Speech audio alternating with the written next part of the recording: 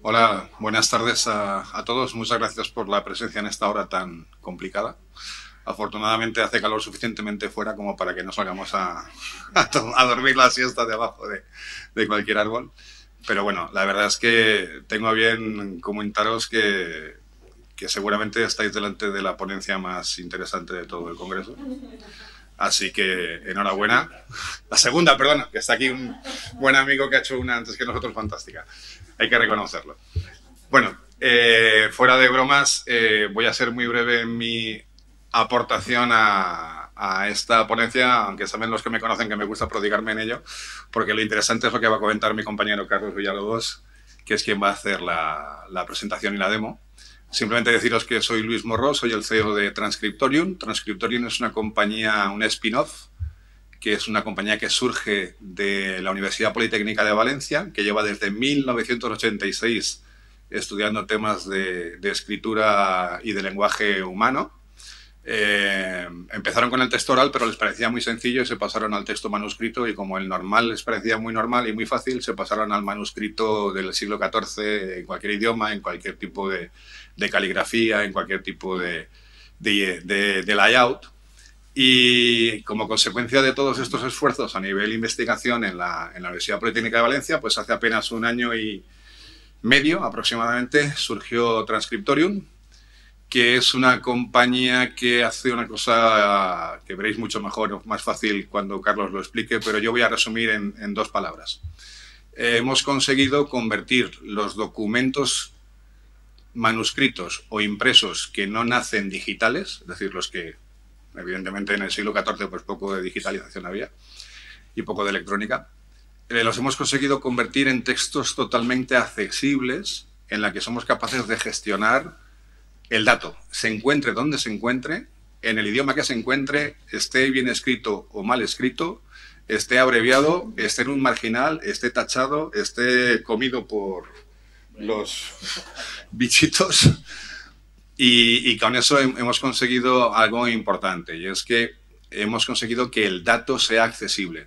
Sabemos todo el esfuerzo que supone para la comunidad archivística y documentalista el tema de clasificación de los documentos, la metadatación, la aportación del valor de dónde se pueden encontrar los datos, y con esta tecnología lo que hacemos es encontrar primero el dato.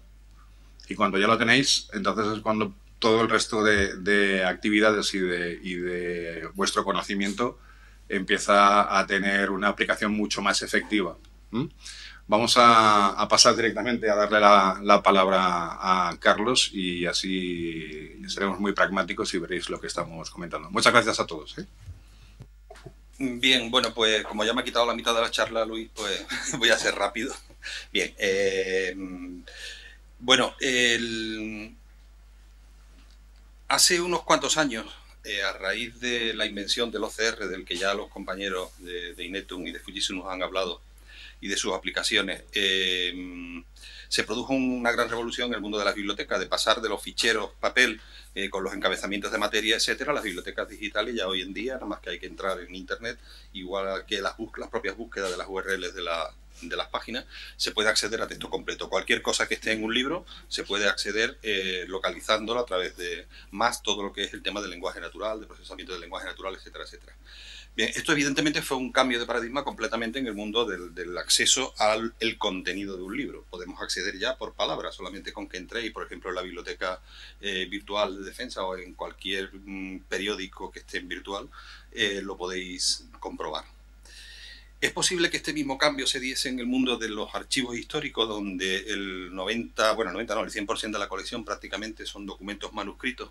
Pues bueno, la respuesta clara, después de todo lo que venimos trabajando, es que sí, que es posible, y que esa posibilidad se da gracias a lo que es las técnicas de la inteligencia artificial aplicadas a ese ámbito de documentos, ¿no? En concreto, unas técnicas que se basan, y digamos, nombre, vamos a quedarnos, un nombre bastante raro, que se llama la indexación probabilística. Después veremos lo que es esa cosa tan rara, ese palabra, pero yo cuando me lo dijeron por primera vez mis compañeros de Valencia, de la Universidad Politécnica de Valencia, pues decía, ¿cómo? Y entonces, pero bueno, al final lo entendí. Bien, estas técnicas de inteligencia artificial se basan en lo que son las técnicas HTR, que es de reconocimiento del lenguaje manuscrito, y que se fundamentan en redes neuronales y en algoritmos matemáticos para conseguir lo que se quiera. Un algoritmo matemático por sí solo no es más que una fórmula matemática. A una fórmula matemática, para que encuentren lo que queremos, hay que enseñarle, ¿vale? Bien, ese aprendizaje del algoritmo matemático se realiza a dos niveles. Un nivel que es el lenguaje formal, el lenguaje óptico, el modelo óptico, ¿vale? En el cual, igual que cuando a un niño, tengo ahí puesta la clase con los niños, se le enseña cómo es la A desde un punto de vista visual y desde un punto de vista gráfico, cómo es la B, cómo es la C, etcétera, etcétera, y se le enseña después que uniendo esas letras se forman palabras y uniendo esas palabras se forman frases y son capaces de aprender a leer. Con unas cuantas cartillas son capaces de leer después la Biblioteca Nacional si fuera necesario. El proceso es el mismo. El lenguaje automático, la inteligencia artificial es la misma inteligencia que humana, copia modelos de la inteligencia humana y en este caso no es menos. Ahí tenéis un poco, voy a intentar explicar cosas que son bastante difíciles, pero bueno, creo que podremos.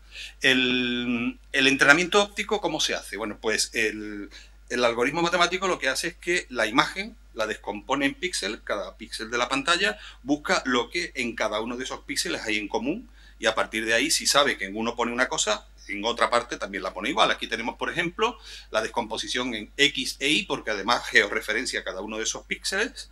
Entonces, en X y en Y le dice, en el X 250 y en el Y 100 hay una palabra que se llama matter. Encuéntrame dónde hay más y te localiza similar ópticamente donde los hay similares. Pero puede haber alguna que no sea igual, por ejemplo, ahí tiene matter pero en plural, y entonces te la localiza pero dice no es lo mismo. Y eso lo refleja en esto que tenéis en esta capa que tenéis aquí arriba, que sería la Z.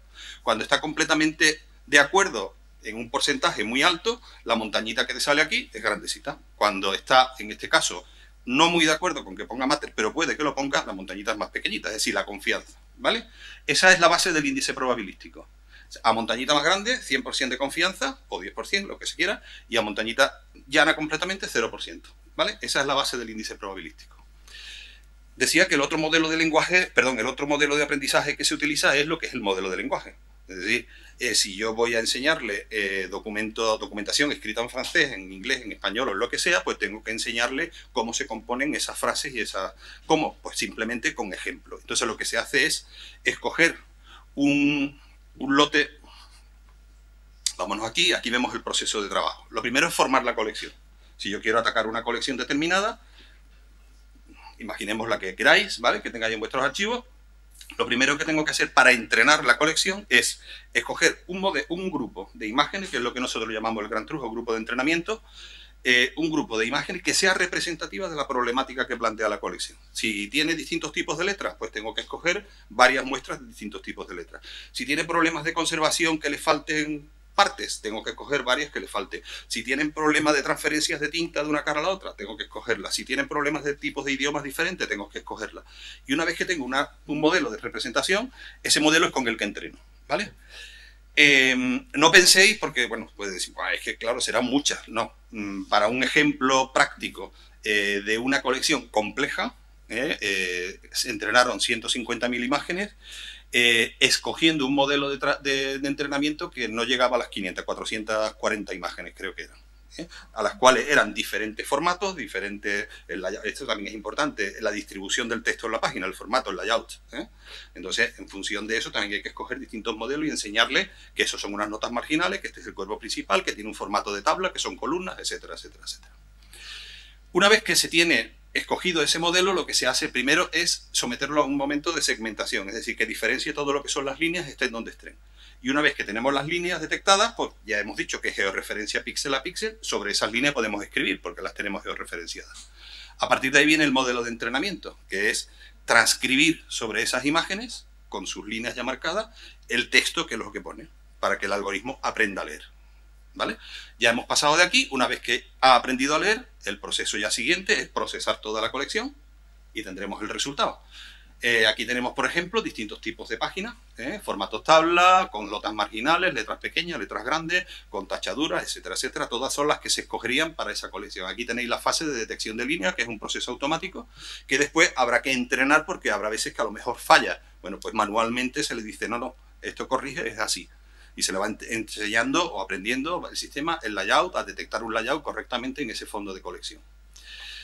Para eso se va trabajando por lotes y cada uno de esos lotes se le va metiendo una problemática diferente. Cuando al final tengo una primera fase, digamos, perdón, una primera versión, si veo que me fallan algunas cosas, meto un lote más entrenando eso o reforzando ese entrenamiento en ese problema concreto. Una vez que he acabado ese proceso, viene el poder trabajar ya sobre la herramienta. Una cosa que nos preguntan mucho, ¿es posible transcribir con esta herramienta? Bueno, pues sí. Es posible, lo veréis cómo se puede leer lo que pone el documento y la herramienta te ayuda a transcribir. Problema, dependiendo de la complejidad de la colección, la transcripción va a ser más o menos exacta. Por ejemplo, si cogemos unas actas notariales del siglo, unas actas de diputación, de ayuntamiento, etcétera, del siglo XIX-XX, con una letra clara, muy buen estado de conservación, etcétera, etcétera, el éxito de esas transcripciones puede estar por encima del 90%. De las palabras perfectamente transcritas. Si cogemos una colección como una que veréis después ahí, donde intentamos poner el sistema en el mayor estrés posible, con baja calidad de resolución, con muchísimos tipos de letra, desde el siglo XV hasta el siglo XIX, etcétera, etcétera, etcétera, el éxito de esa transcripción es mucho menor, evidentemente. Pero todo es una cuestión de entrenamiento, ¿vale? Bien, esta es la base de lo que os decía el índice probabilístico y a ver si sois capaces, o mejor dicho, soy capaz de explicaroslo muy bien. Imaginemos una de esas páginas, de esas imágenes que tenemos de documento y que tenemos aquí un texto. Bueno, aquí se ve muy claramente que es lo que pone tuvimos, ¿vale? Pero claro, el algoritmo matemático lo que sabe es no tiene inteligencia en el sentido de saber qué es lo que pone ahí, interpreta. Entonces le dice, vamos a ver, yo creo que aquí pone tuvimos con un 60% y pico. ¿Vale? Pero también puede que ponga tuvemos porque esto podría ser una E que no la han cerrado o puede que ponga trevemos. Entonces, todas estas posibilidades vas a poder recuperar por ella. ¿Vale? De manera que si esa imagen tiene, imaginemos, 100 palabras, a mí el sistema me va a reconocer no 100, sino me va a reconocer 800. De manera que voy a poder hacer búsqueda por todas de ellas. ¿Qué conseguimos con esto? Un mayor éxito a la hora de la búsqueda. ¿Vale? Entonces esta es la base de nuestra tecnología, el índice probabilístico. Bien, una vez que eso está entrenado, ya el usuario puede introducir a través de una búsqueda por palabras, consulta sobre el sistema de bases de datos, ese sistema de bases de datos busca sobre los índices probabilísticos que no son ni más ni menos que tablas Excel, y al buscar sobre ese índice probabilístico que tiene georreferenciada cada una de las palabras, pues va a conectar con la imagen y va a posicionar cuál es la imagen, sobre la imagen cuál es la palabra que estamos buscando. Si veis que algo, me lo decís, ¿vale? Bien, ¿qué nos permite en esta indiciación probabilística? Pues nos permite recuperar información simple o información compleja, es decir, puedo buscar desde una palabra hasta un conjunto de palabras, o puedo buscar, que lo veremos en la demostración, puedo buscar búsquedas bastante más complejas. Puede analizar texto. Uno de los proyectos, por ejemplo, que se hizo fue con auxilio de la Biblioteca Nacional de España, que pidió en un proyecto del Teatro del Siglo de Oro la posibilidad de aplicar estas técnicas. Después el proyecto no acabó, para identificar autores de manuscritos del Teatro del Siglo de Oro de los cuales no se conocían los autores. Entonces, si tú coges y tienes todo eso, tú puedes decir, dime todas las palabras que hay, las frecuencias de uso de cada palabra, etcétera, etcétera. Aprendes el estilo del escritorio, a partir de ahí comparas, ¿vale? También puedes aprender a identificar tipos documentales. Puedes diferenciar, después lo veréis, entre un documento que es un testamento y un documento que es un poder, por ejemplo, y te los identifica. ¿Qué quiero decir con todo esto? Bueno, pues que las posibilidades de estas técnicas son impresionantes. Es un futuro el que hay por ahí, que yo a fin de cuentas lo único que quiero es enseñaros la posibilidad y la potencialidad de la tecnología esta, y que es bastante revolucionaria, que ahora mismo somos, hay muchos grupos de trabajo que en el mismo ámbito están haciendo proyectos, pero que ahora mismo somos los únicos que están consiguiendo estos resultados con letras del siglo XIX al siglo XV, independientemente del idioma, independientemente de todo esto. Y cuando digo los únicos me refiero a nivel mundial, no me refiero a nivel de aquí. Por ejemplo, escogimos, el proyecto, digamos, que nos dio el pistoletazo de salida fue un proyecto que se llamaba Carabela. Yo, hasta que me jubilé hace pocos meses, era jefe del área de documentación del Centro de Arqueología Subacuática de la Junta de Andalucía, por resumir. Y ese proyecto se hizo para buscar en un fondo documental amplio, que era del Archivo de India y del Archivo Histórico Provincial de Cádiz, documentos que hablaran de naufragio. Viene a raíz de que me tuve que enfrentar a un reto que nos plantea el Ministerio del Interior a raíz del expolio de Odisei y de la fragata Nuestra Señora de las Mercedes. Entonces yo necesitaba hacer otras búsquedas. Yo no podía estar perdiendo el tiempo con un montón de gente para buscar un dato en un archivo, había que investigar posibilidades de nuevas tecnologías. Y a partir de ahí nace esa idea. Ya digo, en ese proyecto experimental que nos pagó la Fundación BBVA, conseguimos que el sistema fuera capaz de... Le pedimos que nos diferenciaran todo ese fondo documental, documentos que no hablaban de naufragios, documentos que hablaban de naufragios de barcos y documentos que hablaban de naufragios de barcos con cargamentos de material valioso, que es lo que le interesaba a los cazatesoros. Y el sistema, el resultado fue sorprendente porque nosotros lo que le pedíamos es que nos identificara esos documentos, pero no le dijimos al equipo de Valencia nada de cuál era la documentación. Se le dimos la documentación en bruto, entrenamos el sistema y le dijimos, a ver, ¿qué os ha dado los de resultados? Pues nos ha dado esto. Nosotros tampoco hicimos la búsqueda previa, sino que una vez que ellos hicieron el resultado, fuimos a analizar el resultado. Y entonces la suerte fue que vimos que el 99% de los documentos estaban perfectamente acertados. O sea que el índice a la hora de clasificar documentos por tipos de contenido, digamos, era altísimo, el 99%, ya digo. Y estamos hablando con letras del 14 al 19. Bien, lo mismo hicimos después con protocolos notariales, metimos varios protocolos notariales, les pedimos que nos identificaran las tipologías que contenían y el índice de acierto era del 93,7%. A la hora de reconocer. Lo mismo le estamos pidiendo, y esto todavía se está un poco desarrollando, es que nos vaya identificando los metadatos asociados a esos documentos. Entonces aquí tenéis de una descripción de un documento que tenéis ahí puesto del Archivo General de India, todas las palabras en rojo son las que el sistema adivina por sí solo. Y es capaz de encontrar como palabras características de ese expediente documental. ¿Vale? Y esto es sin entrenar prácticamente, o sea, esperamos que en esto también haya unos índices altísimos. Bien, yo creo que lo mejor es que vayamos a ver demostraciones. Y para eso me voy a auxiliar de una listita. ¿Dónde estás?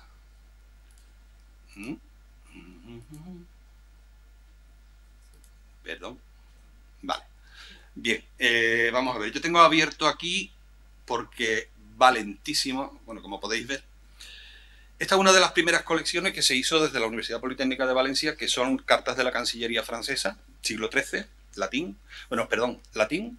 Castellano del siglo XIII, francés del siglo XIII y creo que no había ningún idioma más. En ese conjunto documental que pertenecían a la Cancillería de Francia, durante esa época el rey de Francia Navarra pertenecía al rey de Francia, ¿vale? Entonces, bueno, pues en este fondo documental, por ejemplo, vamos a decirle que nos busque una persona que está asociada a la ciudad de Tudela, ¿vale? Entonces le decimos búscanoslo. El sistema empieza a buscarnos, cada uno de estos serían expedientes, libros, protocolos, legajos, lo que quisiéramos de unidad. Estas son unidades con 295 páginas, con 198 páginas, etc. Entonces le decimos que nos muestre, por ejemplo, no sé, en esta de aquí he pichado, sí. Y que nos muestre, por ejemplo, en esta de aquí. Y nos está mostrando. Estoy diciendo que está fallando Está fallando. Pero está fallando el navegador. Debería de salir marcada y no sale. Vamos a ver, vamos a la siguiente. Este es el efecto demo. Vamos a poner otro ejemplo. Vamos a ver si aquí sí quiere funcionar. Es que está todavía navegando aquí. Vamos a hacer rey. Rey de Navarra, ¿vale? Vamos a ver. Me dice que hay 89 libros que hablan del rey de Navarra.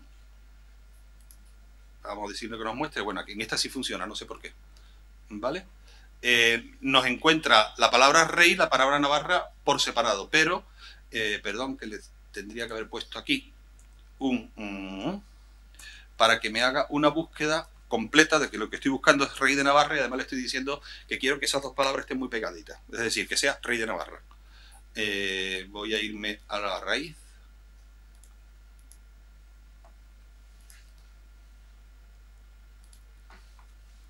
Vale, ahora me ha cogido. Es que el ordenador está tan saturado que no me lo está recogiendo.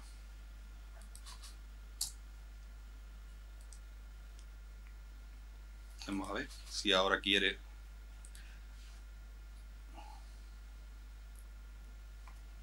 que tarda en abrir. Es que me ha dicho el técnico que además la red wifi es compartida para todo, que no es una red independiente para búsqueda, con lo cual... No, voy a hacer otra cosa, voy a parar esta búsqueda. Ah, perdón, sí. Sí, pero es que de todas formas está fallando. Vamos, esto... Ahí tenéis... ¿Lo veis, no? Le amplío, se ve bien. Rey de Navarra, ¿de acuerdo? Vámonos a otro ejemplo de demo, de proyecto. Esta es la del proyecto Carabela. Esta es el que decía que escogimos un fondo documental. Bueno, aquí tenéis... Ay, perdón, tengo para que se pueda ver, lo tenemos con clave. Ábrete, ahora el tiempo que tarda en conectar. No creáis que la repito. Bien. Que fijaros lo que tarda en cargar. Esto desde el móvil se abre al momento. Bien, fijaros toda la variedad de letras, de colección, de tipos de letras diferentes, calidad de imagen también diferente, tipos de colores diferentes. Ya digo que intentábamos poner en el extremo al sistema. No. Si yo le digo que me busque, por ejemplo, aquí... Mira, aquí tengo esta búsqueda que la hice antes para que se quedara. Perdón, esta no la vamos a hacer de aquí. Vámonos a otra. Vámonos a...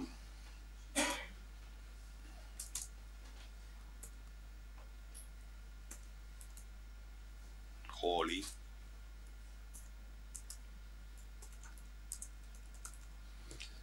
Estoy poniendo capitán general, ¿no? Quiero buscar documentos que me hable de un capitán general. Vale, me ha dado todos estos resultados, que se supone que son documentos que hablan de un capitán general. Vámonos a este, por ejemplo, que tiene 15. Y vámonos, yo que sé, a esta, por ejemplo, que tiene 1 aquí.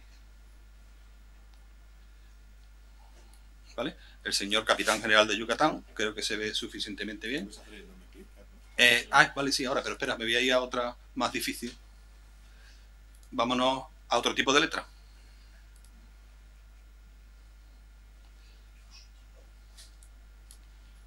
Lo veis, ¿no? Vámonos a otra. Vamos a ver otro tipo de letra diferente.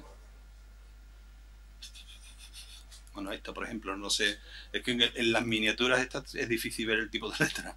Bueno, se ve igual. Bueno, decía mi compañero, y antes os decía, no transcribe. Pero si yo le doy doble clic a la palabra que quiero, ¿lo veis? Me está diciendo lo que pone. Vale, es que se va. ¿Vale? Me va dando la transcripción de lo que pone ahí. ¿Lo estáis viendo? ¿Se ve o no? Vale. Es que yo no veo lo de atrás, por eso os pregunto, disculpadme, yo veo la pantalla y sí lo veo. ¿Vale? Entonces el sistema te va ayudando a transcribir. Te va ayudando a entender el sistema. Y otra de las posibilidades es coger un segmento de texto y entonces te da la transcripción de ese segmento de texto. ¿Por qué no nos gusta hacer la transcripción completa en bloque? Porque os decía que el índice probabilístico se basa en sacar todas las probabilidades. Si el algoritmo no está seguro de que aquí pone remisión y lo tiene puesto en segundo lugar, a lo mejor te va a decir que ahí pone inmersión. Entonces cuando tú lo lees, no tiene sentido. Mientras que si te lo estás haciendo así, tiene la probabilidad de ir escogiendo, porque tú a fin de cuentas eres el técnico y lo está viendo. Esto no suprime a la persona. Esto lo que hace es ayudar a la persona. ¿Vale? Bien. Vámonos a otro tipo de búsqueda. Es que las tengo aquí para evitar que... Bien, vamos a enseñar este. Que me han tocado además el... Ay, ¿por qué me habéis movido el ratón? ¿Qué quiero? Vale, os voy a explicar esto en qué consiste, ¿vale? Porque esta es una búsqueda bastante compleja para que veáis un poco el potencial del sistema. Sobre esta colección, si yo quiero buscar barcos que estén naufragados, en esta época barcos, había 80.000 tipos de barcos. La palabra barco no es muy difícil que un documento te diga barco, te va a decir fragata, goleta, mercante, galeón, etcétera, lo que quiera. Y naufragio es muy difícil que también te diga la palabra naufragio, te va a decir se hundió, se fue a pique, se dio contra la costa, etcétera, etcétera, etcétera. Y yo quiero reunir todos esos documentos. Entonces, ¿qué hacemos? Creamos unas cosas que se llaman macros. Esos macros lo que te hacen es un sinónimo que agrupa todo. ¿vale? Entonces yo le digo que me busque documentos y además voy a buscar en todo el... Uy, tenía que haberlo hecho solo en India porque es muy... Ah, bien, ha sido rápido. Fijaros, la búsqueda por todo esto lo hace a la vez. Ha hecho una búsqueda por todos estos términos que veis ahí. Almiranta, bajel, balandra, barco, batel, barcantín, etcétera, etcétera, etcétera, etcétera, ¿vale? Y se varó, se hundió, se naufragó, se perdió, se fue a pique, al través, varó, ¿vale? Entonces, bueno, pues me voy a ir al Archivo General de India, a ver, ya que nos metemos en uno, nos metemos en este, ¿no? Y, ¿vale? Vamos a ir en una letra que sea comprensible para que se pueda ver bien. Vámonos, bueno, tenía que haberme ido a la otra, pero que es más legible.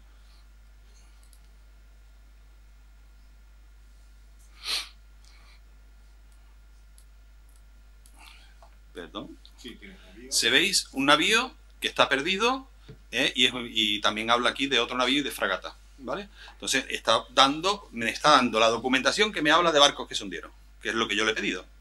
Yo le podría decir a eso, quiero que me diga barco, pero esa no lo voy a sacar aquí, barco hundido con oro, con plata, etcétera, ¿vale? Entonces me daría los barcos hundidos con cargamento concreto, como si yo le digo aquí, ¿vale? Hasta ahí todo eso puede estar metido en los metadatos de los descriptores, ¿vale?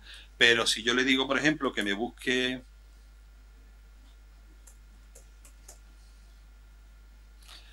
plomo, eso es muy difícil que alguien haya metido la palabra plomo como descriptor en un documento, ¿vale? Entonces,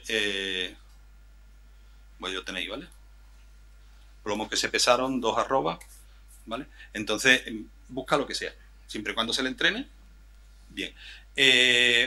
Como me han dicho ya la alerta de 2 minutos, voy a explicaros. Esta colección van a hablar de ella del Ministerio, Cristina, de la Subdirección General del Ministerio, y no voy a entenderme. Simplemente que veáis hablando de probabilidad, de posibilidades. Esta colección es una colección de solicitudes de pasaporte de españoles que estaban en América cuando la guerra civil quieren volver para España, ¿vale? Entonces, esto era muy rica la documentación, porque era una documentación entre impresa y manuscrita, tipo impreso, valga la redundancia, donde hay datos de nombre, apellido, fecha, lugar de nacimiento, estado civil, profesión, etcétera, etcétera, etcétera. Entonces se vio que si esta herramienta, si en esta colección lo que hacíamos era taguear, es decir, meter etiquetas a cada uno de esos conceptos, lo que nos va a dar como resultado, y de hecho fue lo que dio, es que sin que haya nadie tocado en la herramienta, nos fue a dar toda la estadística de dónde procedían las personas, de la cual además podía sacar ya los gráficos, porque son tablas de datos, hojas de datos de cálculo, de dónde venían las personas, cuál es el apellido dominante, la edad principal, el estado civil, la profesión que tenían, ¿vale? Entonces, con todo eso se podía hacer pues las búsquedas que se quisieran. Vamos a ver si el ordenador está bien, voy a ir pasando porque si no nos vamos a comer el tiempo y me gustaría que preguntarais algo. Bien, otra de las posibilidades... Joder, ¿por qué pasa esto? Vale. Otra de las posibilidades, que es un ejemplo que se hizo en los archivos de Finlandia, ¿vale? En los archivos de Finlandia tengo por aquí el...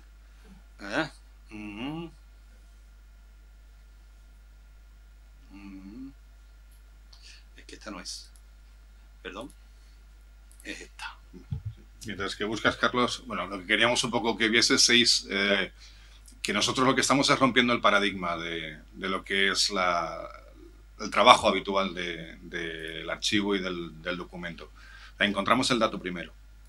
Y si está, lo encontramos. Por eso la indexación probabilística es tan importante, porque si está mal escrito, está abreviado, está con tachaduras, si está puesto en una marginalia, si está dentro del texto, lo vamos a encontrar. Y a partir de que se encuentra, evidentemente, el trabajo del archivista o el trabajo de los documentalistas es mucho más eficiente, porque desde ahí ya tú haces el uso que consideres. Puedes sumar ese documento a un legajo, extraer una transcripción para legalizarla. No hemos encontrado todavía 2 clientes que nos pidan lo mismo. O sea, la herramienta es tan novedosa y tan potente que cada vez que buscamos a un cliente y le decimos, ¿tú qué harías con esto? Al primer choque no, porque lo primero que te dicen es que vaya más deprisa y dices, bueno, bien, de acuerdo. Pero lo importante es que nos dicen, empiezan a decirnos dónde están sus dolores, o sea, dónde están vuestros dolores, dónde os gustaría que se aplicase dentro de vuestro contexto profesional, donde se aplicase este tipo de tecnología. Y claro, esto es lo que supone el cambio de pensar de otra manera. No pensamos más deprisa, no tenemos herramientas que van más deprisa, lo que hacemos es tener una herramienta que cambia totalmente el concepto de cómo se enfrenta uno a tener que buscar información. Déjame acabar esto, porque si no... bien, estaba diciendo que en este de Finlandia, para que vierais otra forma diferente de mostrar, hago una búsqueda que es Anderson, un apellido bastante frecuente, me dice que hay casi 500.000 de páginas que tienen el apellido Anderson, me muestra una pequeña muestra, pero le digo, y esta es una forma más de demostrar al público lo que se puede enseñar, ¿vale? Entonces me localiza y me transcribe una sola y me pone en el documento al lado donde están. Esta es otra forma de salida del dato. Hasta ahora estábamos enseñando los navegadores nuestros con la interfaz de búsqueda. Bueno, tenéis otra forma de que se puede mostrar. Es decir, estás mostrando el original y al lado la transcripción. ¿Vale? Bien, por nuestra parte, muchísimas gracias. Disculpadme la falta de agilidad del sistema. Del sistema no, perdón, del ordenador. Pero bueno, estamos dispuestos a vuestras preguntas, lo que queráis. Sí, que nos deja.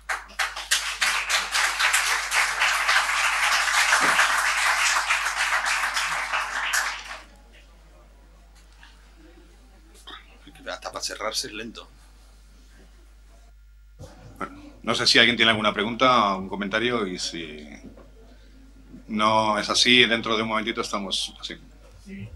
Lo que me ha encantado, desde luego enhorabuena, pero al crear un índice probabilístico, en el fondo lo que también es introduciendo el ruido, porque igual va al 16% de probabilidad. Hay veces que te viene bien porque rescatas algo, pero hay veces que lo que te hace es... Efectivamente, tienes el tema de que metes ruido, que puedes meter ruido, pero lo que pasa es que después las búsquedas son mucho más precisas. No se te va a escapar nada, o casi nada, mientras que de la otra manera es muy posible que se escape, si te quedas con la única probabilidad, o con las 5 primeras, es muy probable, y te lo digo por experiencia, que se te escape mucha información. De todas formas, perdona, de todas formas hay una cosa que no te he comentado, y es que tú ese ruido lo puedes eliminar porque tiene una tecla, o una pestaña, que tú le dices, quiero que me des desde el 0% de confianza, es decir, todo, hasta el 100%, con lo cual te va a dar solo lo que tiene el máximo de probabilidad de confianza. Entonces tú eso lo puedes manejar.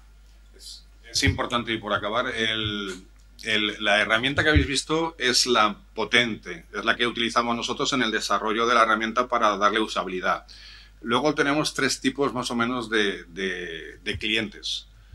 Uno, muy importante, el usuario que quiere acceder a la documentación y que la administración dispone de documentación a su criterio para que pueda acceder. Evidentemente, es un tipo de usuario no profesional y lo que se le hace es pues una serie de carátulas de preguntas para que pueda preguntar cosas concretas, no tenga que estar manejando todos los comandos y todos los algoritmos que habéis visto que están aquí. Entonces el usuario puede buscar información. Mi hija de 26 años y la otra de 19 juegan a buscar cosas de la familia de sus amigos. Para, oye, pues tu padre tenía no sé qué, tu abuelo no sé menos y tal. O sea, se ha convertido en un hobby. Luego tenemos, evidentemente, otra capa de utilización, que es para la persona del funcionario, para la persona que está utilizando la información con un propósito concreto, para formar un legajo, como decía, para aportar una información a un expediente, para ratificar un determinado tema legal o de cualquier índole, que evidentemente no necesita toda la potencia de la herramienta. Se le habilita una parte de la herramienta para que tenga una agilidad en la búsqueda de información. Y luego tenemos la parte que corresponde al investigador.